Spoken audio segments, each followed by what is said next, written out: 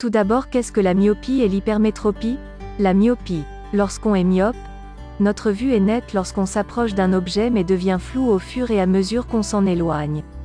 Si la correction n'est pas entamée, il pourrait y avoir une incidence sur la vue lors de la conduite de voiture ou pour reconnaître certaines personnes de loin.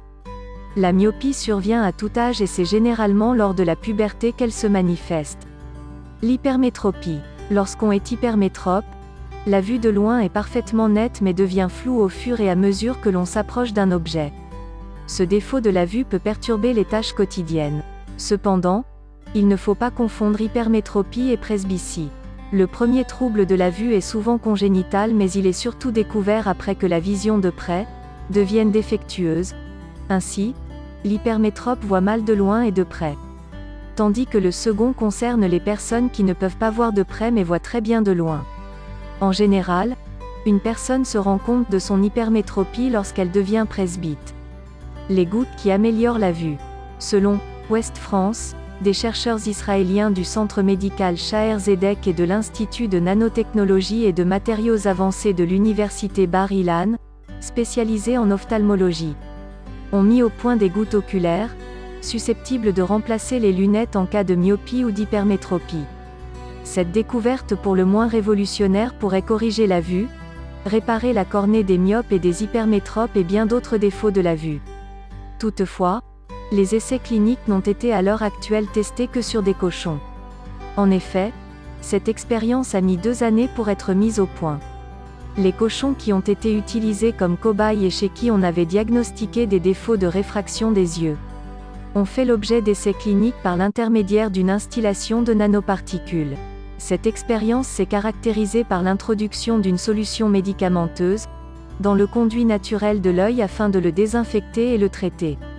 Ce qui a entraîné une amélioration considérable de la vue. Est-ce la fin des lunettes et des lentilles? Les nanodrops utilisent la nanotechnologie pour améliorer la vision et pourront de ce fait remplacer les lentilles multifocales. Ainsi, toute personne souffrant de myopie ou d'hypermétropie pourrait éventuellement voir des objets placés à distances différentes.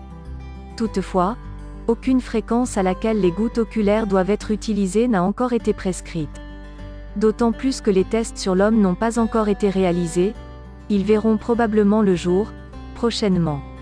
Ceci afin de déterminer si la substance ne présente aucun risque de toxicité pour l'homme. La nanotechnologie déjà testée sur l'homme? La méthode basée sur la nanotechnologie a déjà été développée par des chercheurs de l'Institut d'ophtalmologie UCL, à Londres. Ainsi, des gouttes oculaires pour lutter contre la dégénérescence maculaire liée à l'âge ont été testées sur des patients et ont donné des résultats satisfaisants. Conseils pour améliorer sa vue. En attendant, la mise au point des fameuses gouttes oculaires pour améliorer la vue. Vous pouvez suivre quelques conseils afin de vous protéger d'une dégénérescence maculaire. Humidifiez vos yeux, soit en les clignant d'une façon exagérée pendant 30 secondes, soit en utilisant des larmes artificielles afin de protéger leur surface. Si vous travaillez quotidiennement avec un écran, faites une pause toutes les 30 minutes. Fixez un objet au loin, puis un autre à droite et à gauche sans tourner la tête. Consommez la myrtille. Elle contient des anthocyanidines et de la vitamine C qui permettent d'améliorer la vision en régénérant le pourpre rétinien, pigment protéique photosensible. Essayez le palming, qui consiste à mettre les paumes des 2 mains, en forme de coque, sur vos yeux fermés pendant 2 à 3 minutes en ne laissant infiltrer aucune lumière.